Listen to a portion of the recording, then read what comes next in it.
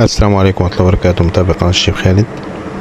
النهاردة جايبين طريقة عمل بسبوسة عاملة انجليش كيك. شوفوا الجمال والحلاوة، كل ده معمول بنص كوباية سكر. طبعا على طول بنعمل البسبوسة، لا احنا هنا اشتغلنا بسبوسة مع دقيق بدون بيض، بس النتيجة روعة. حاجة هتعجبكم، ما تروحوش بعيد. يلا نخش على طول على الفيديو. متنسوش تدعمونا باشتراك ولايك وشير. يلا نبدأ مع بعض.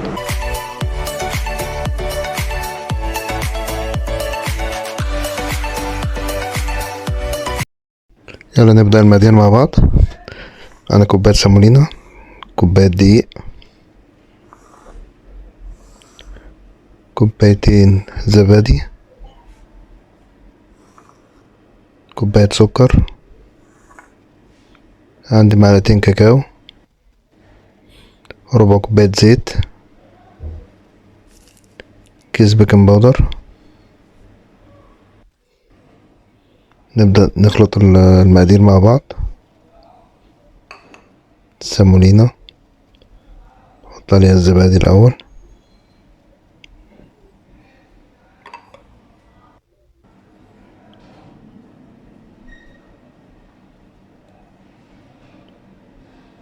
كده نقلبهم مع بعض.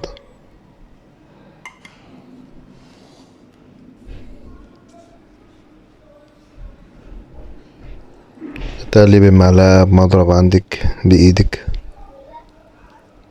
نخلط المقادير كويس مع بعض، السمولينا مع الزبادي.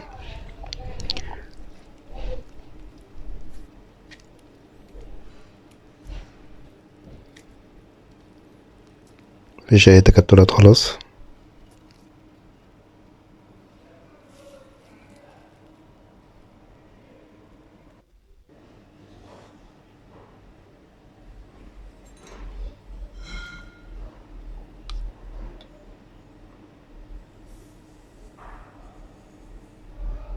ده السكر، الدقيق،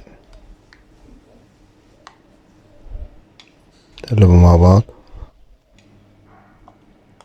بيكنج باودر معاهم طبعا.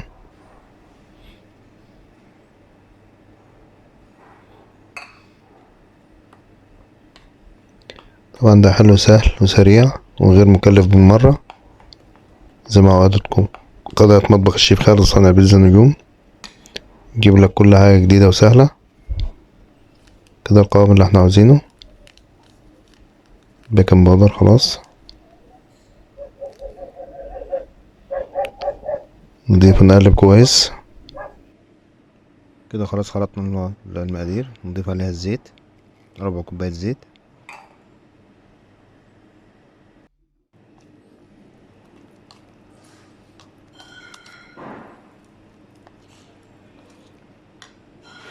طبعا العجينة دي مفيهاش بيض ولا فيها لبن، هي واخدة زبادي بس.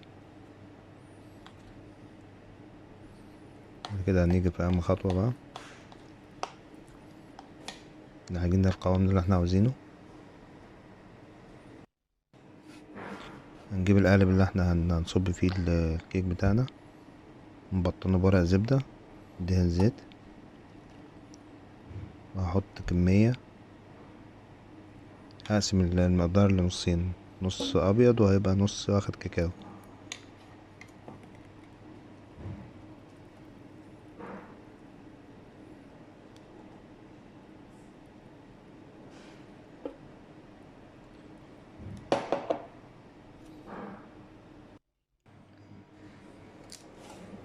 نضيف الكاكاو على المقدار اللي قاعد.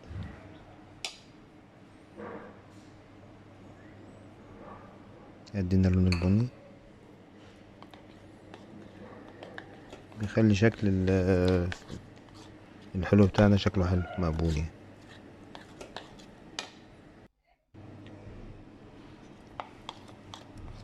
كده هضيف عليه، كده اتخلطوا كويس. هضيفهم.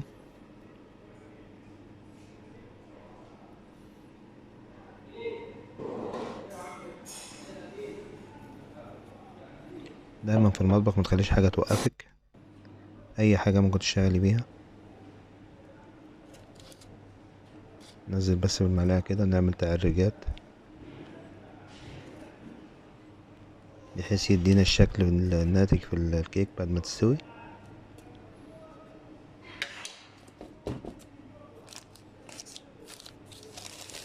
هتعجبكم اوي، وده اختراع.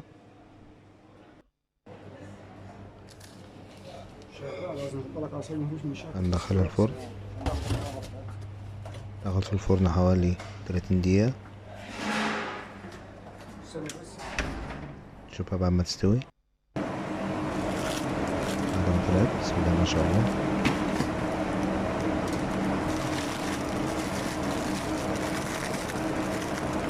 نزلت شوية في الورق، ورق الزبدة مش كويس. النتيجة بتاعته من جوه.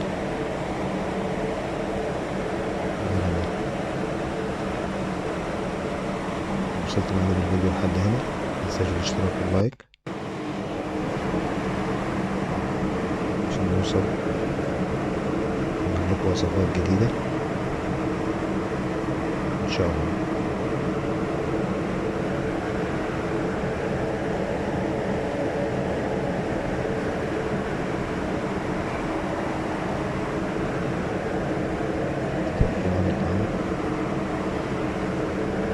تاكلها ولا تعرفها هي كيك ولا هي رواني ولا هي بسبوسة.